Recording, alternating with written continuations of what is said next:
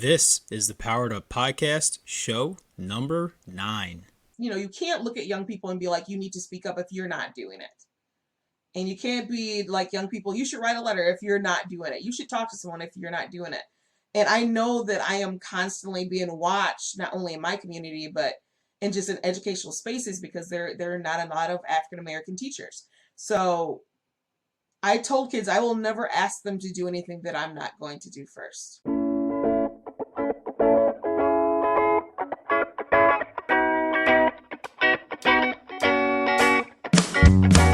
Welcome to a real-world education with insight and advice from teachers in the game, where current and former educators reveal what truly sets apart the great teachers and what it takes to make a positive impact on students. Whether you're in pre-service learning, new to the game, or a seasoned veteran, this is the show for you.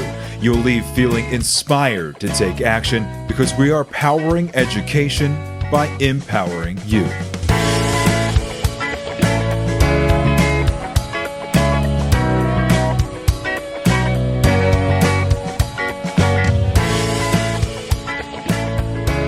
What's going on, everyone? This is Ken Ehrman, host of the Powered Up Podcast, and I am here, as always, with my co-host, Mr. Matt Father Figure Rogers. Matt, what is going on? Life's good.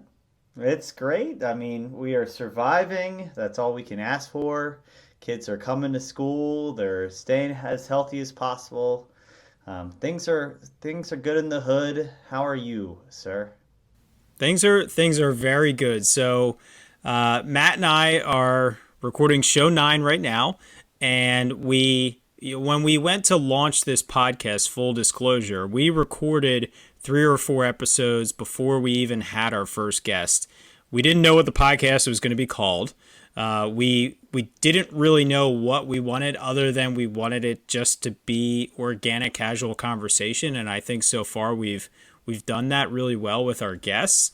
And along that path has been an extreme struggle with technology, which I know that every teacher can relate to. We've finally landed on something that seems to be extremely effective for us. Shout out to Riverside.fm as our recording platform. So far, it's making our lives easier. It's making our lives more efficient. We don't have to stay up for an hour and a half after we record the episodes late at night. So on that topic, Matt, when thinking about the classroom, what is an educational technology tool that has made your classroom, we'll go with the more efficient conversation, more efficient, whether it's for your students or for yourself, to allow you to do more of the good stuff in your classroom? Oh, so I know I've talked about LMSs before, so I'll skip that one. LMS really is the hub that holds everything, and I think as you get more comfortable, whether it's Google Classroom, Canvas, Blackboard, Schoology, that's obviously the most efficient. It's the easiest way to get information back and forth. But I think the beauty of the Google Suite just absolutely dominating the educational field.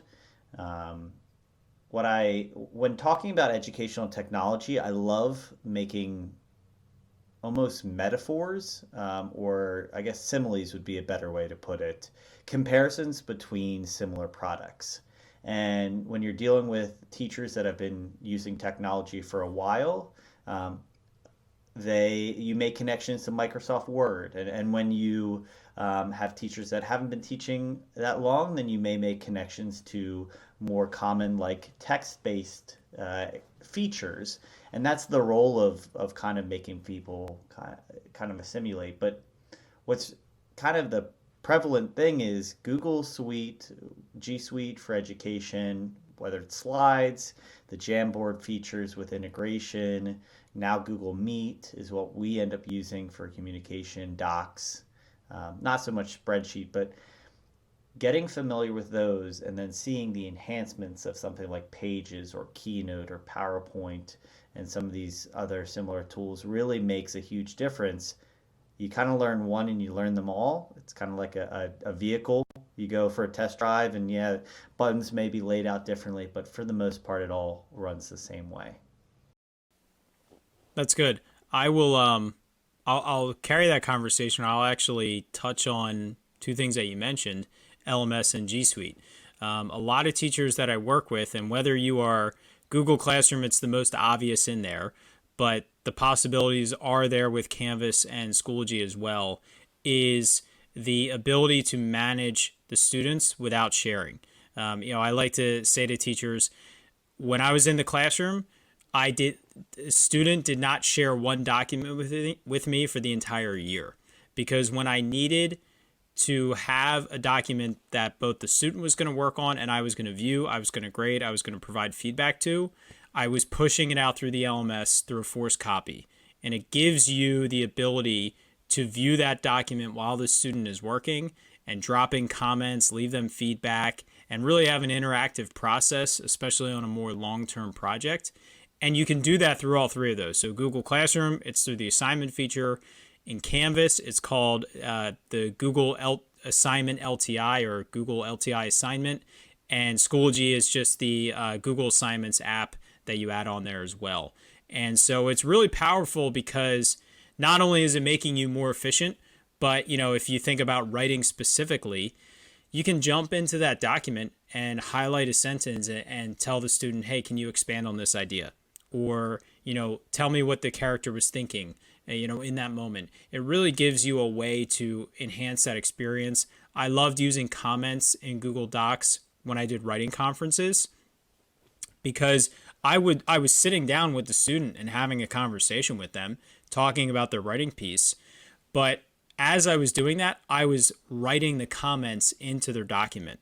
And what I told the students was, when you're meeting with me, you don't have to remember what I'm saying. You have to understand what I'm saying. They walked away from that conference with a checklist in that document of all the comments that I typed in. So just leveraging that tool, because I completely agree, G Suite has just been a game changer over the last 5 years. With that LMS feature is so important. So we actually don't talk about technology at all, really, tonight with our guest, Jessyca Mathews. She was phenomenal. She is a great role model, a great advocate for teachers and for students. And it was a really humbling conversation for me. It really left me looking at, the way I interact with other teachers, the way I interact with students, and how can I do a better job as a role model in the position of an educator. So Matt, what was your biggest takeaway before we jump into that interview?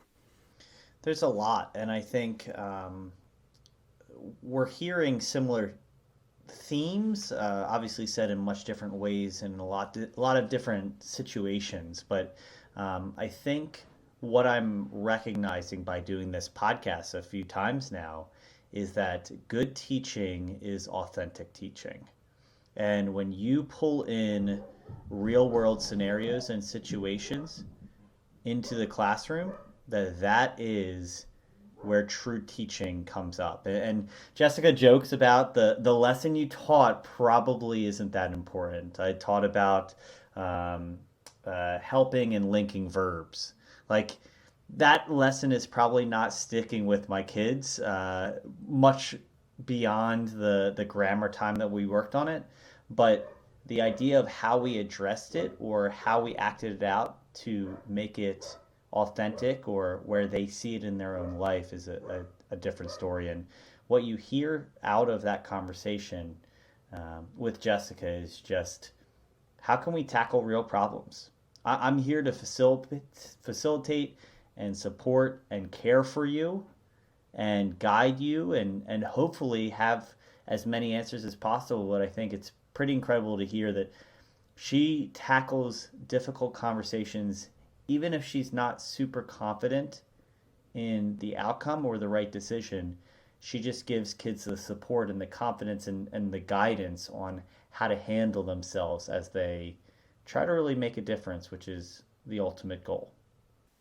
Absolutely. She, as you say in the interview, she handles it with such grace.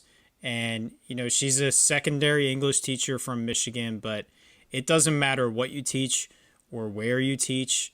The messages and the real lesson applications that she provides are going to be applicable to K-12 educators. It's a great interview. So we want to jump right into it. So without any further delay, let's get into the interview with Jessyca Mathews. Hi, Jessyca. Welcome to the podcast. We are super excited to have you here. How are you doing today? I am doing wonderful. I'm hanging out with cool people, so I'm wonderful. Awesome. How are you today? I'm doing great. Today was a great day in the world of education for me. So as we jump in, can you just share with our audience what you teach, where you teach, what state you're from, and just kind of what your education career has looked like so far? I am a language arts educator at Carmen High School. I teach grades 11 and 12. Majority of my career has been spent with those two grades. This is year number 21, which is insane to me that I've done 21 years. And I also teach at my alma mater. I went back home to teach for the community that I came from. That's great. Was that something that you would say was important to you, or it was more of that's where you were able to land that first important job? It is when I decided to become an educator where I wanted to go back. My dad, oddly, always knew I was going to be a teacher and always knew I would go back to CA, is what we call it. So I wanted to go back there because I didn't have an educator that looked like me. I did K-12 without having any educators of color. It was very limited in my building. So when I decided I wanted to be a teacher, I was very intentional in pushing to try and get back home. And it just worked out. Yeah, so I have to jump in initially. I think it was interesting. So going onto your website, I found it interesting. You kind of have like accolades, which obviously are incredibly well deserved. But I almost appreciated more. You had a link to your previous website, a previous website before you really kind of, I think, exploded would probably be a good way to put it. But I think got recognition for the hard work that you put into things. Mm-hmm. It was just really interesting to see the hey, a hardworking teacher that cared about going back to her local community and shifting to really becoming the voice in a lot of ways for your community that many other people see as a representation of where you're from and real issues. Can you talk to kind of those two different people, because you bear a lot of responsibility these days beyond maybe early days teacher? That is very true. And I actually was very intentional with putting the link to the old website, because it's like I've, in the past 21 years, I feel like I've lived two different teacher lives. So the first website is like the first 10 years, 15-ish years. And at that point, it was like thinking about like, I just want to be the best teacher that I need to be for my students in the classroom. So projects and like writing different, events that happen in my life and things of that nature. My life made a major shift about 6 or 7 years ago. And that was the first thing that I was award I was nominated to was Social Justice Activist of the Year for the National Education Association. And I was not prepared for that shift. It just I was pushed into it after that. So after you get that nomination, there's other responsibilities that start with that. And by then we were in the middle of the water crisis. So my whole personal self made a shift, because I didn't want to be quiet about what was going on in the city of Flint, Michigan. So all these things were kind of happening. And then the Secondary English Teacher of the Year award came with MCTE. So that made it where I couldn't hide in the English world. Everyone in Michigan knew of this person. So, and then Regional Teacher of the Year with the state of Michigan last year. That was when everything changed. And that's when the website changed, because I started to realize the first part of my career was focused on being the best teacher I can be for just my students. And now I'm being the best teacher I can be for all students. Mm-hmm. and for all educators. Like that was the shift. Well, and I think one of the things that I pulled, and again, correct me if I'm wrong, is I think the clear word that stuck out different between the two was activist. And I think we talk about work worth doing in education all the time. Work worth doing. It's worth it for the kids. And I think that you really had work that needed being done, right? Your voice and being the social representation of how to handle crisis, true crisis. You have kids that are impressionable, but almost at that level of making significant difference in community. And maybe I take almost out, but you are a huge mentor, and how you handle that is it's as much as of a responsibility as your initial website linking book studies that you were doing as a classic teacher. I just found that to be an interesting dynamic, that need and the necessity in you incredibly stepping up for that opportunity. I think it was what was best for my students. I think that they needed to see the shifts that happened in my life. And with the water crisis, my school is outside of the city limits, but a number of my students, 50% or higher, it depends on the group each year, they're citizens of Flint. And so they had so many things that were unanswered, so many emotions. So in that time of making that shift, I was, you can't look at young people and be like, you need to speak up if you're not doing it. And you can't be like young people, you should write a letter if you're not doing it. You should talk to someone if you're not doing it. And I know that I am constantly being watched, not only in my community, but in just in educational spaces, because there are not a lot of African American teachers. So I told kids I will never ask them to do anything that I'm not going to do first. And so that those things happened, and talking in different spaces, and being confident in telling your story, all those things happened for me because I wanted to be a better example for them. So when you were able to start to grow yourself and be that advocate and walk the walk, just like you were saying, what were some specific activities or conversations that you were able to then bring back to the classroom to facilitate with your students to try to get them involved in those, in the water crisis or in those other, projects that you were advocating for yourself? I think the most frustrating part for my students, and the thing that triggered us doing the work in the classroom, was the fact that people weren't listening to what was really happening and all the different stories that were out there. They heard there was a water crisis, and people were like, it can't be that bad. When people say that, that's terrible. It can't be that much of a struggle. Why don't you move? All these different comments. So for me, it was infuriating to hear it, but my students were saying it. They're like, I'm really irritated that, the world feels, one, that they can answer a question that no one can figure out, and two, make it seem like our struggles are not valid. So the first really big thing that we did, and we were lucky, we worked with Michigan State University's Broad Museum. I actually went to Michigan State and got some certification there, and the writing center director, Trixie, who I'm forever gratitude to for her for this moment. There was this grant that hit there, and they were like, we need a teacher from Flint that thinks crazy. Do you know somebody? And she was like, yeah, her name's Jessyca. Here's her phone number. So they reached out to me, and we did this project where my students were able to write and put their stories out there about the water crisis, while working with an artist from Chicago, Jan Tichy, who was amazing with the kids. And so giving kids that power to talk to people, having a display that should have been up only 3 months, but it was up, I think, 8, because it was so popular. And the kids wrote and got their stuff put in a book. So they were running around showing everyone they were a writer and an author. Like, that was the moment when I was thinking, like, this needs to be a constant thing in education. If we're not valuing these experiences our young people are having, and we're not giving them the opportunity to use their voice, then we're not doing things correctly.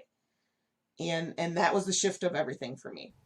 That's pretty incredible. That's great. So let's say we have teachers listening that one, maybe they're in an area where things are not as bad as it was during the water crisis, or it's just an area where it's a little bit more affluent, but they still want their students to understand that there's differences to be made in the community, because regardless of your community, there are always differences to be made. The impact might be different. But what are some things that teachers can do to try to either find those opportunities or to figure out how to facilitate those opportunities in the classroom? I would emphasize that every community has an issue you should be speaking up about, every single one. And I think a lot of times in education, people are waiting for an opportunity to come their way when they need to make the opportunity themselves. So real world writing can be done anywhere, anytime, any topic. Every educator, K through 12, can do it. Like, you can write a letter to your congressman. You can email them and say, hey, would you talk to my students? You can learn about protest signs. You know what I mean? There's all these different ways that we can just give voices to young people. But I think a lot of educators are afraid. They're afraid of the backlash. They're like, oh, well, if it comes my way, I'll do it. But why are you waiting for something to come your way? Why aren't you creating the opportunity for you and your young people to do this? I've had young people, my world changers, have written magazines, they've written congressmen, they've published their work, they've made websites, they've done podcasts, they've done videos, they've put videos up on social media, because social media, if that is their life, you should be using it. Even if you're afraid of it, they should be able to have that opportunity to use it. We've just done all this real world writing that even if they don't get a response, they still put their voices out there. And that is empowering to give to anybody. Well, I think that that's right. So I'm an elementary teacher. I teach fourth grade, and so I would love for my kids to write like your high schoolers. It doesn't happen, but I think even the idea of pulling in what's going on in their world is hugely important and making it personal. And I think, as you mentioned, every community has something to consider, whether it's obvious and glaring or a little bit more hidden. And I think that those personal connections really switch it from core curriculum to the beauty of learning skills to be able to use them and express yourself. And even at fourth grade, all the way up until high school, it's incredible to watch when that intrinsic motivation is the reason why you're doing it. When that gut is, hey, I'm bringing my best because I care about it. Man, do you see projects, and as you're mentioning, I would imagine you have a pretty liberal policy of how kids showcase their work because it needs to be authentic to them. Yes. They think of better ideas than I do. Like, who am I to stop them? Like, they've said things and I'm like, that's pretty awesome. Yeah, you should do that. Are you? Yeah, do that. You're going to want to do what? You want to do you want to make an Instagram? Make the Instagram. You know, like, oh, I'm going to, use whatever format. I think you should do it. And like I said, they're way more creative than any of us could be. And I think it would be wrong to stop them from using that creativity. And I've seen little ones do amazing things. A friend of mine, Abby, I can't remember what school she teaches at. She's going to be so mad at me.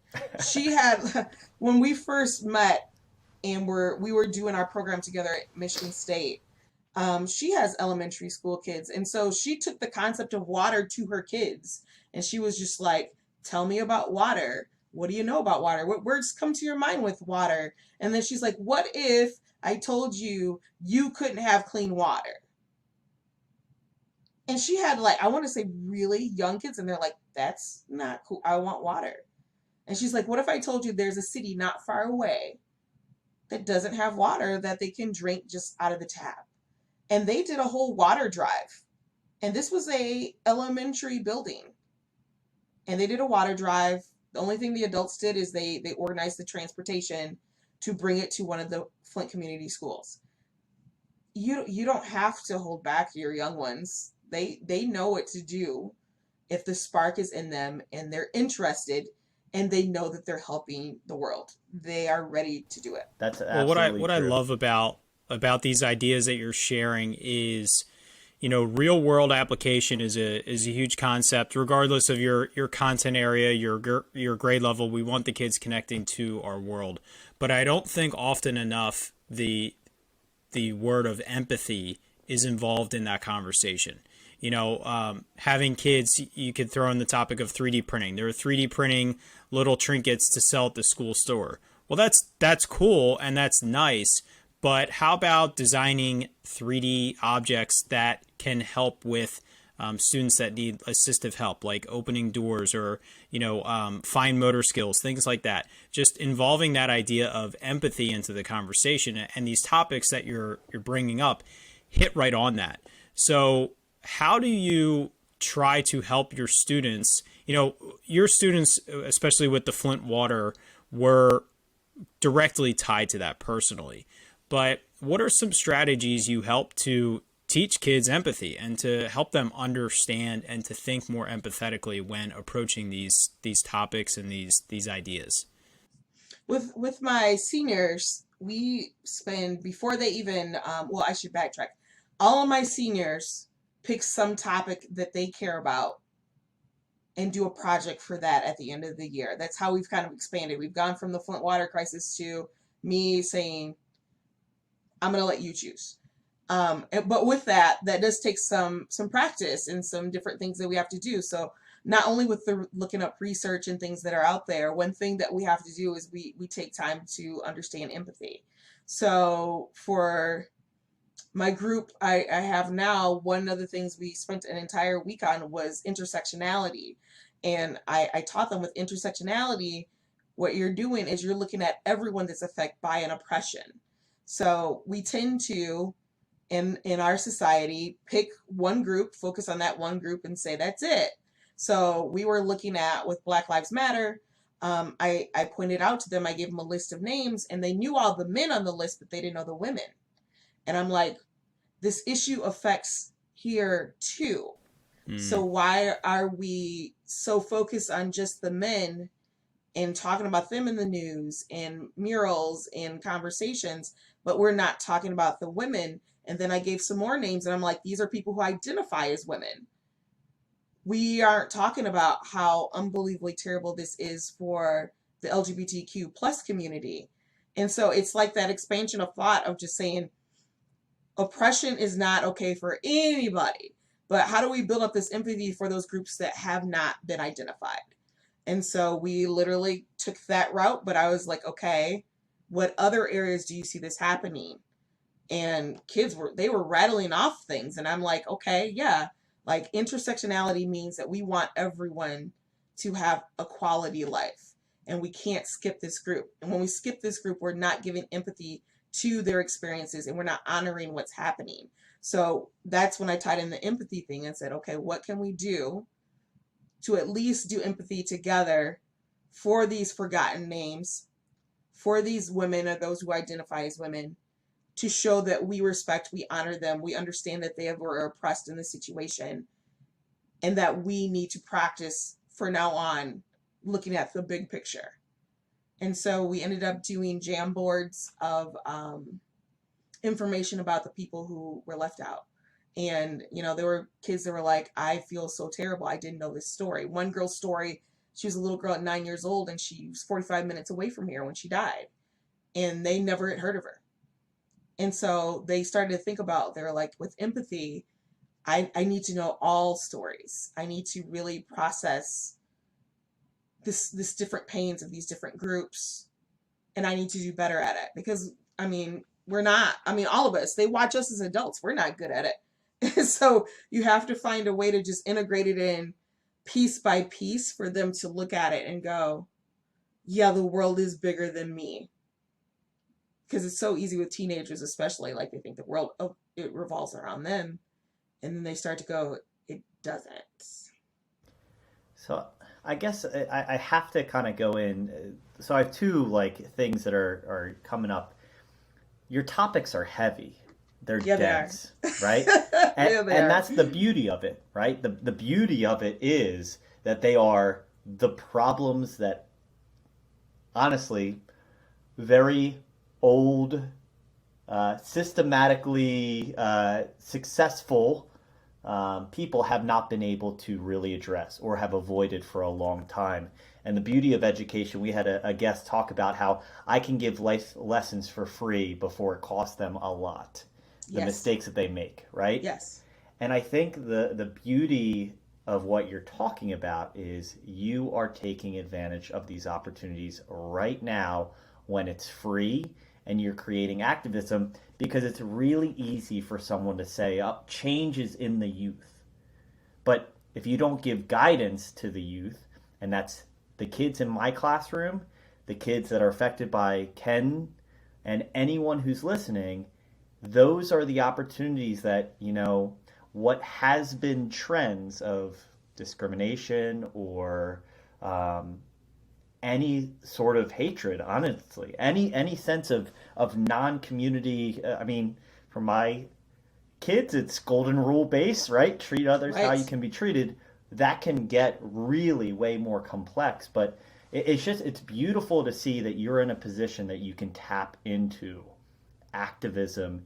And it really is what it seems to be a jumping off point with comfort as these kids go into adulthood with some guidance. And I'm sure you're in communication with them beyond as they continue to be advocates in their area. I'd love to hear about success in that ways, because you're showing your passions in areas that are most important to you as a model. I'm sure that there are plenty of jumping off points in every direction as well from former students. My former students are doing amazing things. There are times they will post something or email me, and I'm just like, oh, it lets me know that I made a difference in their life, and it lets me know that we have hope. I have one student who, she's done more than one thing. She started off by doing a clothing drive for the city, and now she's doing some advocacy work for polycystic ovarian syndrome. She found out, she got diagnosed with it, and she knows I also have it. So she literally has this whole getting information out about it. This is why we need to find a cure. She's got stickers and pens and all these different things just out in the community. She's a force. But I have some kids involved in the Black Lives Matter Flint chapter. I had a group of students this summer who organized their own protests. And I mean, I'm just sitting back looking at them like, oh my goodness, they told me, we know what to do. You told us the right way of doing things. We got this. And they used some teachers from the building to help them, which was very kind. And they were very, very intentional. It was 5 white teachers who were just let us do this with you. So it's cool because it's not only the kids, it's also my staff members who are starting to realize we have to have action. We can't just have words. We need to have action. So I have kids doing all kinds of things around the entire country. And I just sit back and nod my head we'll be okay. We'll be okay. Absolutely. That's amazing. And what I really appreciate about the way you were describing how you build in the empathy and what you're talking about now, seeing what your students are doing after they graduate, is as a teacher, this is one of our focuses, and you're doing it so naturally, is you're focusing on educating them. You're focusing on, how do we find these people that aren't being talked about? It opens their eyes to the idea that, just because this is what you see on the news or this is what you read on social media, we shouldn't just accept that. What else is out there? Who else is out there? Whose story is not being told? And you're driving it through the idea of educating themselves on how to find these answers, how to find these people, how to find these causes. And like you just said, organizing something in a very strategic manner, to really showcase what they believe in and what they're advocating for.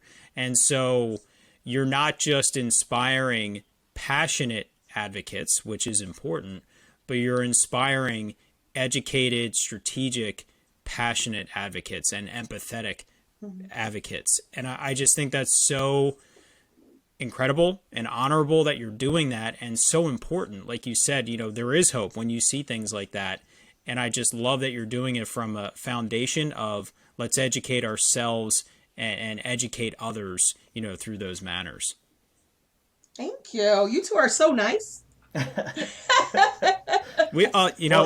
just noticed a Green Bay sweatshirt, so my tone might change a little bit. Oh, no. But that's okay. And I know you're okay. like, how am I, and I get this all the time, how am I a girl from Michigan who loves Green Bay, right? So, one, the Lions have never been to a Super Bowl. Like, I am a big time football girl. My dad is a football coach. He's coached for over 35 years in different levels, like every level. My dad is a Green Bay fan, and so he instilled in me as a little one why Green Bay was a unique program team. Like owned by the people, small town. And he was a huge fan of Vince Lombardi. So I know all these things about Vince Lombardi from my dad, and it just carried with me. I get harassed a lot around here because Lions fans are hardcore. It doesn't matter that they're not been to a Super Bowl; they are like dedicated folks. And oh yeah. So very quick, interesting fact. I actually had a student. I taught 5th grade who owned a share of the Green Bay Packers and had a jersey. I'm pretty sure his jersey number somehow represented like the share or something like that, the number on it. But he did. His parents bought him a share of the Green Bay Packers, which was very cool. So I don't want to cut this conversation off about what you've done over the last few years, especially in the topic of advocacy, but kind of like your website, I would almost like to go back to, your first 10 years, because all of that led to where you are now. All of that led to the accolades of the Teacher of the Year awards that you've earned. So what made your class special? Why did students love being in your class? What made your class, what it was those first 5-10 years of your career? And listening to as I call them, the old school crew, because I'm still very close to a lot of them. They have told me that they enjoyed my space because I let them be who they wanted and needed to be. I was a person who had like real world conversations with them, and they have always said I am real with them. Like every group will always say there's nothing about you that's fake. And I was like, no, you either love me, you hate me, it's fine. It's cool. But I am very transparent. So many kids remember, especially the first 10 years, like we had a lot of laughs. We laughed all the time. We still do, but it's a little harder now, of course, with, how we are with the pandemic. But yeah, just like random silliness, but also serious conversations that they knew they could only have in that space with me and in that space with students that cared the way they did. I think another thing is that I'm a Black teacher, and they're rare. Even with me going back to Carmen Ainsworth, right now, even though 80% of my students are kids of color, there's only 4 Black teachers in my building. And one's the art teacher, so they don't all get them. One is the business management teacher, they don't all get her. And one works with our students who have autism. So I'm the only core teacher that they can see that looks like them. So it's a unique space because there's things that can happen that they know they can talk to me about, they can't talk about with others, and they know I'm going to give them comments and guidance, in navigating the different difficulties that are out there. So we have fun. We always have fun. I always hear that. Like, we had good times. Yeah, we had good times, but yeah, the first year was just the first years, that first decade, it was just about letting kids be who they were and me figuring out who I was. I didn't know who I was. I definitely had no idea who I was the first 10 years. Definitely. I think on a very different level, but to some respect to what you're talking about, and I know Matt can relate to this as well. We were both elementary teachers, typically the only male or one of two, and and just seeing that same impact that we were able to have just with not only the boys in the class, but just a different type of role model for students. And I think that's so important, especially in your area where a large majority of your population, is going to be able to connect with you in that way. So I think that's so important. So if you had to pick a lesson or a project that you did in the first 10 years that really sticks out to you, probably sticks out to your kids, what did that look like? What was that dynamic like, or how did it change over the years? The one lesson that I always hear about from the old school crew is when we made videos for The Great Gatsby. I don't know why they obsess over I've had kids reach out and go, "Do you still have my video?" Like, this is like the times of burning it on a DVD, you know what I mean? Or have it on the flash drive, or gosh, we're way past that now. But they love those videos. We did one class, I think the seniors did the ones with The Great Gatsby. And then I want to say either my juniors or sophomores at the very beginning, we did A Raisin in the Sun. And so I gave them that freedom, like, okay, you're going to make it connected with the book, but make your changes that you need to. So like we had like an urban version of The Great Gatsby. We had a scary movie version of The Great Gatsby, heavy metal, like it was just the most random stuff. And that is the thing they remember. They remember like working with their teams. And we had, when it was all done, we had a viewing party. So we'd take a day, watch everyone's, let them like introduce it, watch it. We'd invite people. One time the principal came in, and the funniest video we ever had, and it's funny because I still talk to them. They didn't have a pool for Gatsby's death scene. So the kid was in a tub and it had no water in it. He's just in the tub, and he has a rubber ducky with him, and he's singing to the rubber ducky before before he's killed. And the principal's there, and I'm like, oh my God, he's got to think we're insane. And he watched it, and he just fell out laughing. Like the kids, that was the first time the kids saw my principal, like, laughter where he could not stop holding his side. And so those experiences of them working together and just having that creative freedom, and then having the viewing party, and then after the viewing party we had like an Oscars night like thing, like we voted and gave out awards to best actor and all those things, and let them do a speech, which was always funny. I had great. One trophy. They could picture with the trophy, but they couldn't have it. And that's the one. That's the one that from the first 10 years that I hear a lot about. So I guess the thing that I would love to, again, kind of divert off of is, it doesn't seem like you fear many topics, right? You keep it real, you keep it honest with your kids.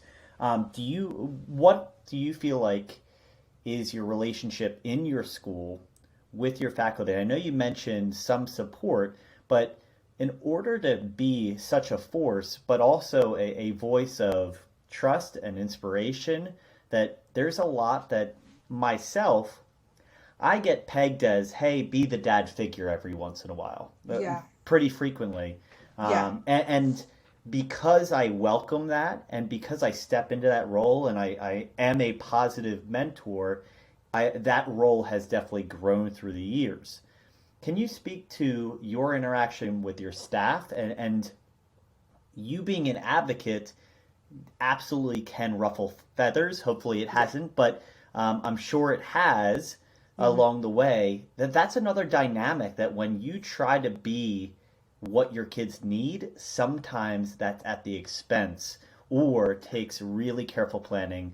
Yes. Because I know if I were to be in your shoes, whether it was a topic I was comfortable or not, there's a lot of strategy that goes into that navigation beyond just I'm doing it. Yeah. Everything you're saying is absolutely correct. I have some people who are very supportive of what I do, and I have some teachers who are they love it because they get to have conversations with their kids and things after some of the things I do. I have some staff members who absolutely hate what I do, and that's fine. I'm not here to please people. I will say that when you win awards like this and you do advocacy work, your circle becomes smaller and smaller each year. It's just the way it is. There are some people who look at the things I do and go, "That's really awesome you do that," and then there's some people who complain nonstop to the ad building about what I do. Like I'm always getting reported to the ad building. I don't have any problems in saying that to everyone for this and that, this topic, that topic, this activity, that activity. It's just the way it is. If you're going to deal with some of the topics that these young people desperately want to talk about, there are some people who are not going to budge and they don't want to hear it. That doesn't change me though, because I know the work that I'm doing is necessary work. I'm a huge fan of John Lewis. So I always tell people what I'm doing is good trouble. I know that there are people who, I have tons of wonderful people on my staff. I want to say that. I want to put that out there so it doesn't seem like I have awesome people who love learning different things. But then there are individuals in my community, be it staff, be it, leadership, be it board members, be it whomever, Community, yeah, absolutely, that do not like what I do. And they do not like the topics we discuss. So if you choose to do this path, you can't think that it's all glory, because it is not. It's a lot of work. It's a lot of very, like you said, strategic planning, and being able to have an answer for what you're doing, not just, out there ruffling feathers. Like what I'm doing is something that is essential for kids to be good human beings. But I also have had some people who don't have exactly the same views I do, who have, with a school event we've done, we used to have an activism day where the kids took over the cafeteria and they had their topics, and teachers could go talk to the kids about the topics one-on-one. So that way they could see why they care about that and they could hear what they had to say. There were, of course, always some teachers there who were there just to argue with kids. And I told kids, you're not here to argue with anybody. You're here to educate somebody. And you're here to have conversations, not an argument. Even if it's a teacher, you look at them and you tell them, I'm not here to argue with you. Mm-hmm. So that's great. It's hard. It's hard navigating the space. And sometimes when people come at you, it's difficult, and it can be very lonely in doing this work because, everyone else isn't doing it. Some people are complaining. It's extra work. It is. I was going to say it's extra work. I'm always working, even though I'm better about self-care. I'm always working on something for something. Yep. And you have the burden of also being the person that everyone wants to go to and talk to about things. And when you're, in a limited amount of people who look like you in that space, you got to deal with that as well. So it can be draining. I'm not going to lie. Absolutely. You absolutely take it. You circled right back to what you were talking about earlier. And I just want to highlight this is you talked about it takes strategic planning for you to navigate. You have, a lot of your staff that supports you and is on your side, but those few, the admin, the board members, the fellow teachers. And again, you are acting as such an important role model to your students because you're showing, whether you talk about it explicitly or not, they're going to be aware of it.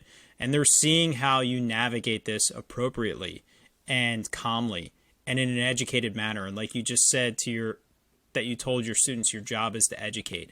I just think it's so valuable that you're not only teaching them these skills, but you're modeling it yourself.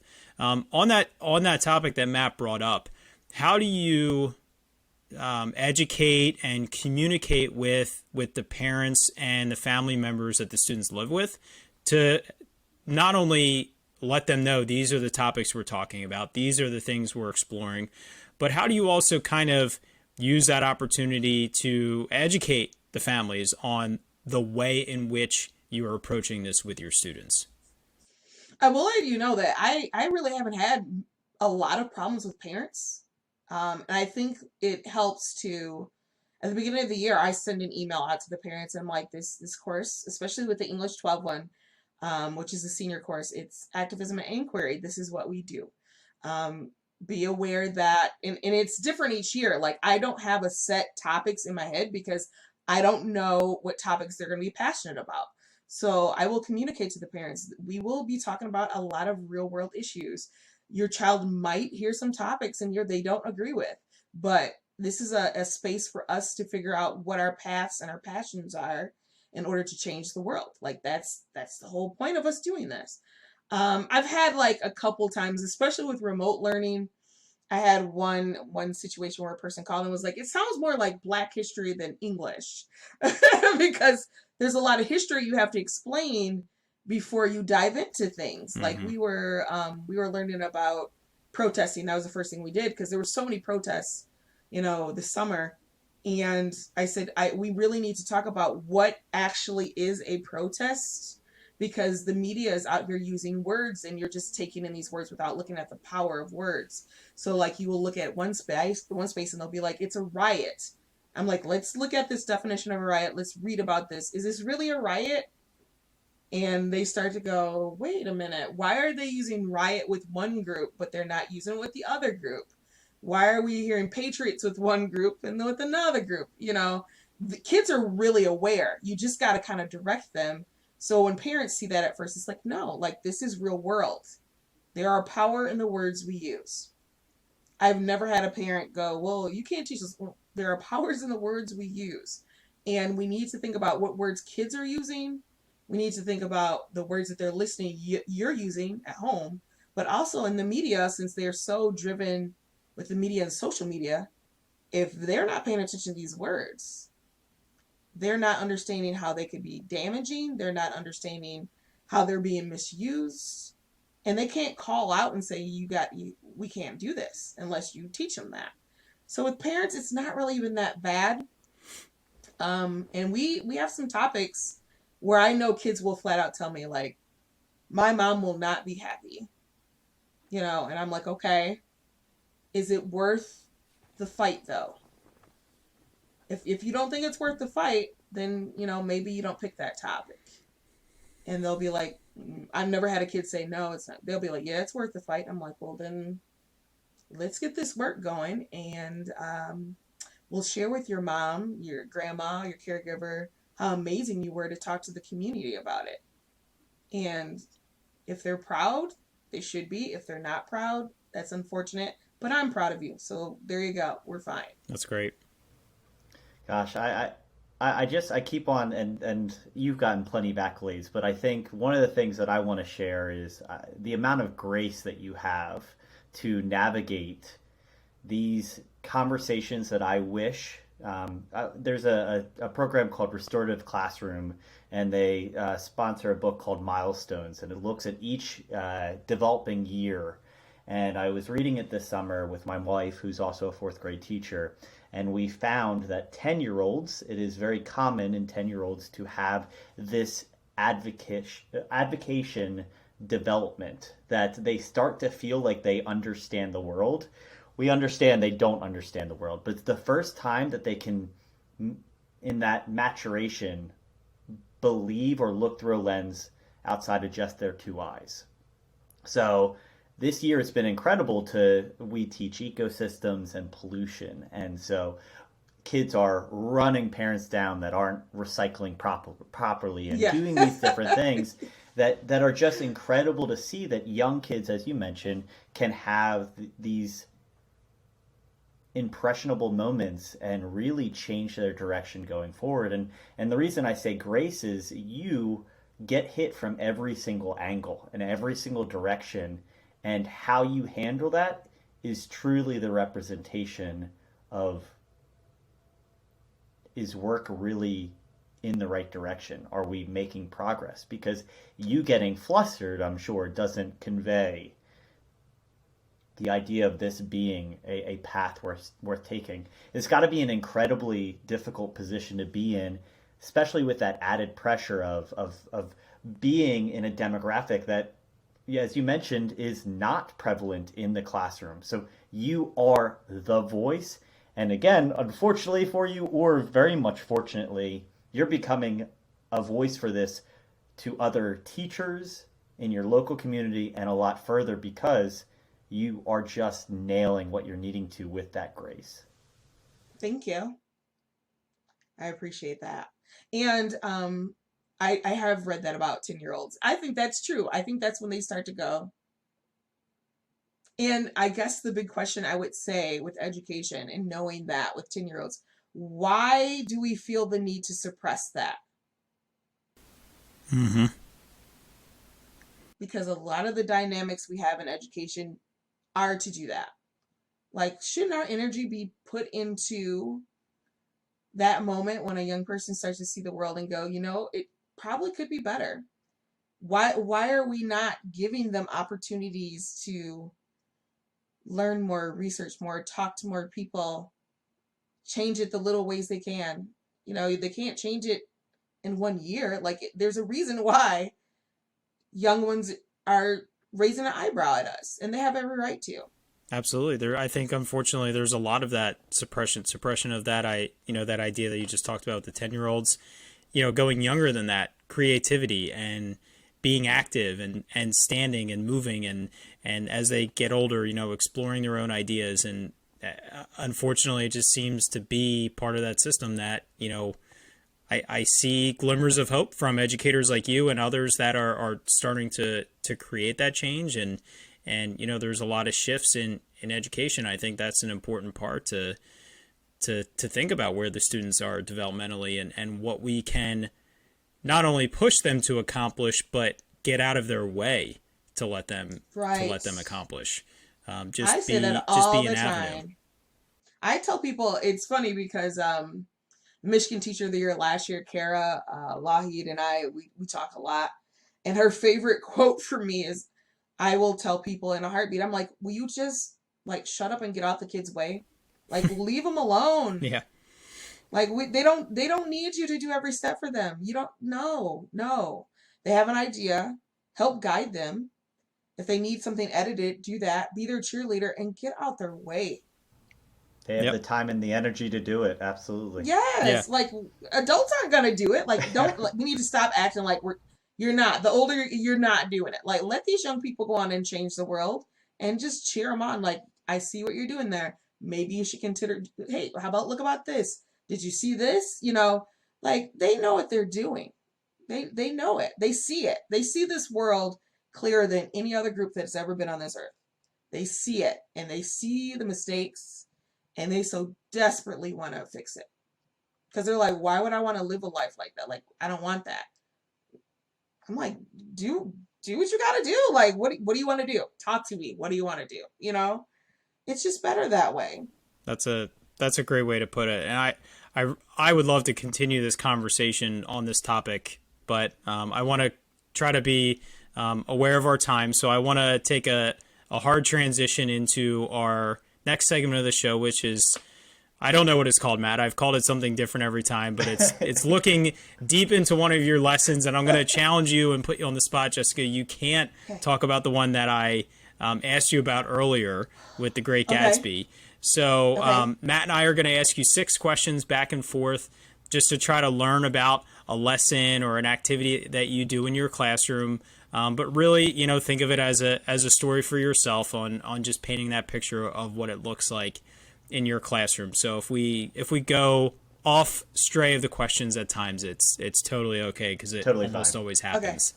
Okay. All right. So the first question is this more of a single lesson or is it a long-term project kind of unit overview activity? A long-term project. Now, you mentioned you teach different grade levels. Is it grade level specific, related to a specific subject area you would classify it, or time of year? Any of those conditions come into play? It is connected to a specific unit with my junior classes. Okay. What is that unit? It is our unit on independent reading, with the theme of policing. Okay, so you can add details if necessary. What are the objectives of the project?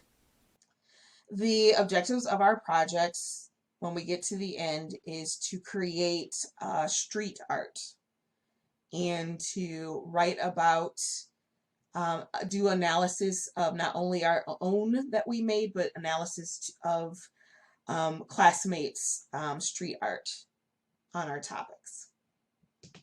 This is awesome. All right, moving on.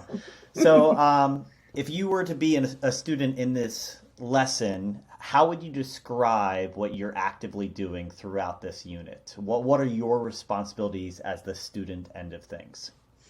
The first thing the student would have to do is choose a book from the collection we have in our classroom.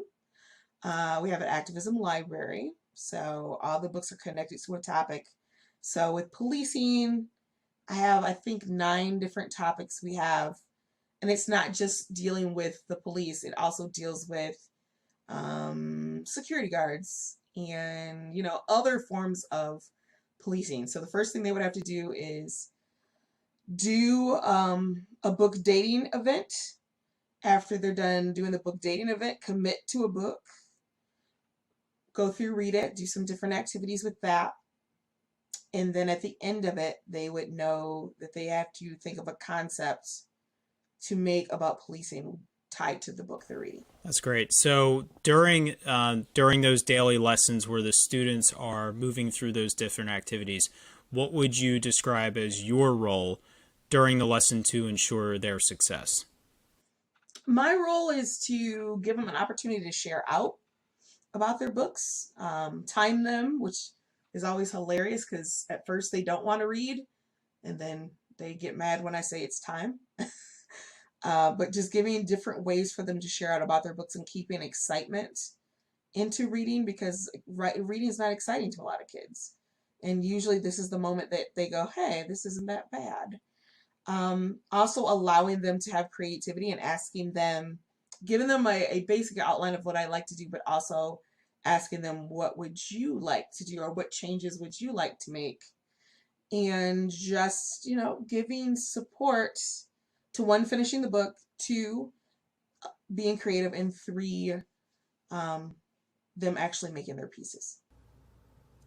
So the last question is simply, if you could see this project continuing to develop, what would your ultimate goal be for this lesson?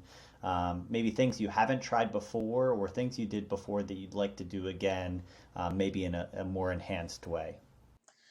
I would want to take their pieces of art and put it somewhere where the community could look at them.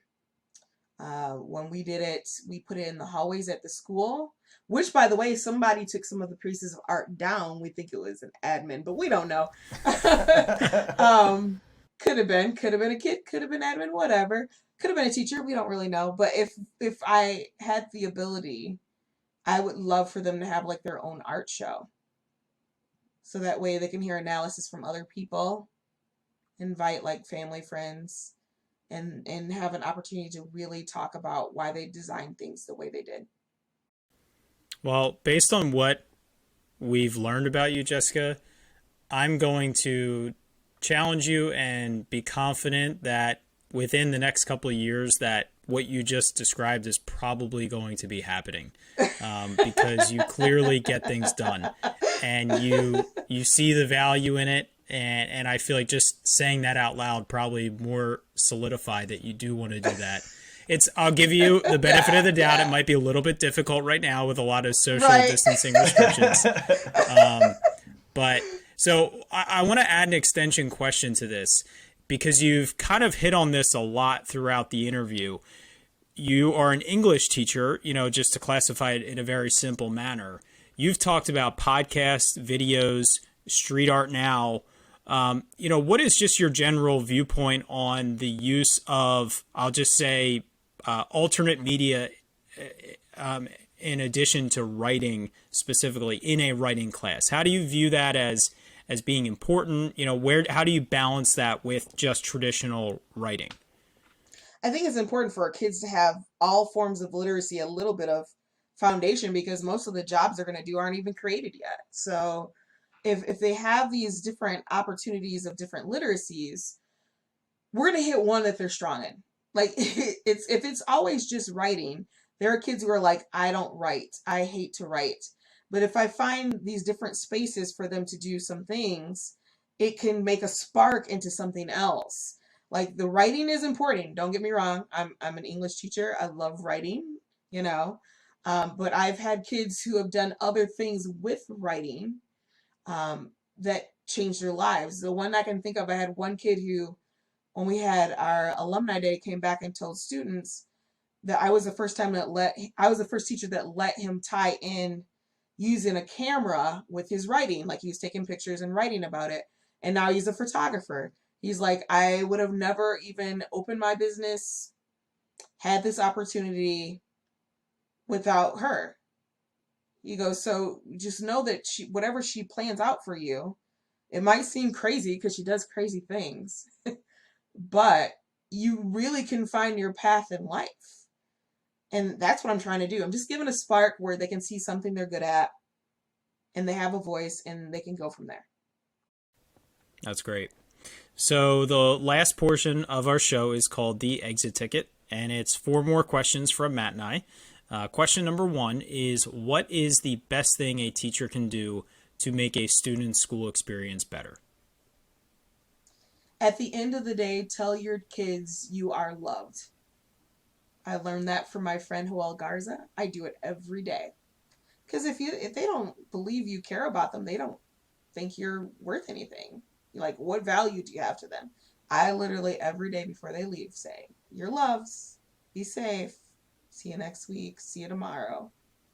We've had a lot of, we've had a few interviews now.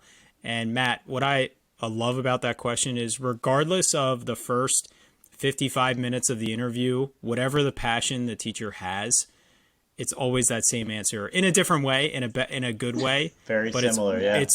It always circles back to the relationship with the students, regardless of what true. The teacher is passionate about, in terms of their teaching practice. It's true. And so little is it about the content. It's about the development of child. Yeah.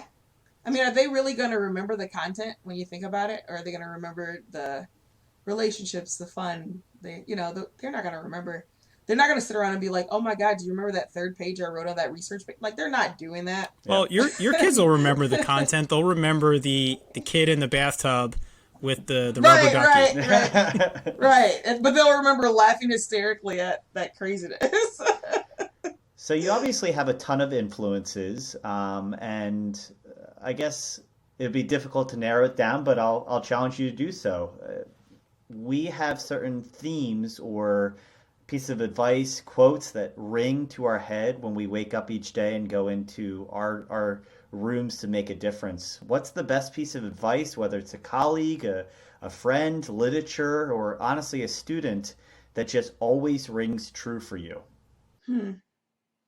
I think I said this to my intern the other day, if you're a teacher, never forget that 90% of the time when there's a hostile feel from a teacher, a student, or, like a bad day, and you're like, why is this kid acting that way? 90% of the time, it's not you.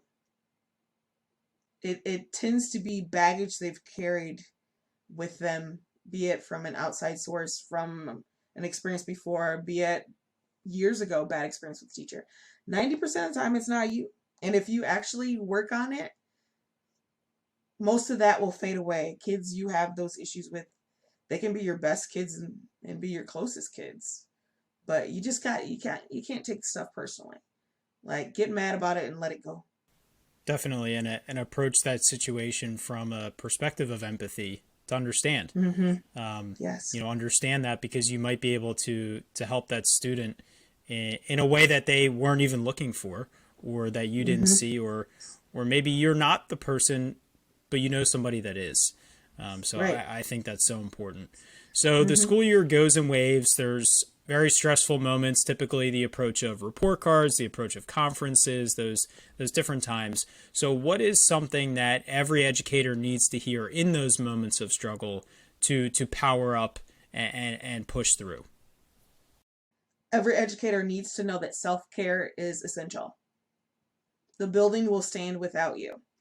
If there is a time where you feel like it is too much, you need to step away. And I don't think that they say that to new teachers enough. They instill this whole, you have to keep working, you have to fight through. Your care is just as valuable, because if you are not okay, it will reflect onto your young people. So step away for a day, a half a day, an hour, get yourself together, make a plan, do some self-care, get yourself powered back up so you can do it, because our job is the most important job out there. But if you're hurting, kids are going to know. They always know. They always know when you're not all right. So you step away. Beautiful advice. Again, it's something that everyone needs to hear. So the last is, you obviously have a ton to share. Incredible things. How would you best appreciate people keeping tabs on you, learning from you further? I know that you have some literature out, and just obviously website we talked about. What's the best way to be in contact with you to continue this conversation? Twitter would be first. I'm always on Twitter. I know Ken hates it. He told me. I am always on Twitter. See, he doesn't want to offend anyone. Well, he said it is a very noisy place. But I am on Twitter a lot. I have found Twitter to be a very good community for me to find like-minded educators. I don't necessarily talk to everyone else, but the people who are like-minded, that are doing this work and just doing amazing things for young people, I do spend my time there. So I'm there, and it's easy. It's at Jessyca Mathews, but my name is spelled weird. So it's JSSYCAMATHEWS. And then I always tell people, you can email me. I don't mind answering things. I don't mind sharing work. I think that we've been caught up lately with teachers thinking they got to keep everything either hidden, or we got to put it on a site and get paid for it. And you always get good karma when you put out good karma. So my email's author and then jessicamathews@gmail.com. But I have all that information on my website. So if you look at jessicamathews.com, then you got me. But I'm always here to help people. I want what's best for our young people. I want what's best for educators, because we're the bomb and we deserve it. And I just want to do things to help us all move forward. So I would just like to add that I do not hate Twitter, but I used too harsh a word. No, that's okay. I don't mind. But that I would like to just encourage people to, again, go to powereduup.com, because what you just said is exactly why we created the site. There's no other goal than to network educators. And Twitter is a great place to do it, but I do think it can be difficult at times to facilitate in-depth conversations, to really connect and share. And we want that site to be a place to find more people. And it's very small right now because we just started it, but we're going to keep pushing, and we're going to keep growing it as a place where all educators can connect. So I'm also going to say that Jessyca is going to sign up, because she told me 2 nights ago when we met to remind her. So I'm reminding her now. But I just want to remind everyone that everything can be found on the website, powereduup.com/show9. I'll have links to everything that Jessyca has to offer, as well as her social media handle. And I just really appreciate this interview. I think it was such an important message. I think you brought so much insight, empathy, and care to the conversation. And this goes without saying, but your students are clearly very, very lucky to have you as a teacher. And, just keep doing what you're doing, because you are making a huge difference in their lives and the lives of many teachers. So thanks again. We look forward to continuing the conversation through our digital platforms. And Matt, why don't you take us on out of here? Jessyca, this was amazing. Again, thank you. And I can't help as we sign off each show.